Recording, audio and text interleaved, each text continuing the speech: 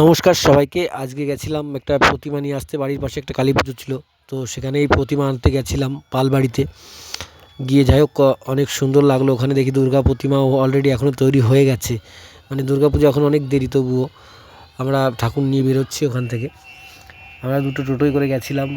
যাই হোক, টোটোতে মাকে তোলা হলো, আর এই জ্যান্ত মা কালীটা দেখে নাও। আমরা ফিরে এসেছি মাকে নিয়ে।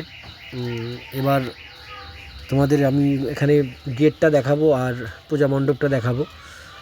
গেটটা ভালো তোলা হয়নি, তো যাই হোক, আবার তোমাদের একটু গেটটা আমি পরে দেখাচ্ছি। দেখো গেটটা কত সুন্দর হয়েছে। মাকে বরণ করছে, মাকে বরণ করা হলেই তারপর পূজা মণ্ডপে বসানো হবে। তো এখনও যে রীতি রেওয়াজ থাকে বাঙালিদের, সেই রীতি রেওয়াজই সম্পন্ন হচ্ছে এখানে।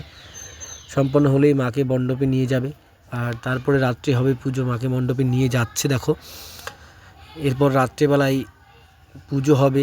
তো যাই হোক বন্ধুরা, সবাই ভালো থেকো, সুস্থ থেকো, এটাই চাই।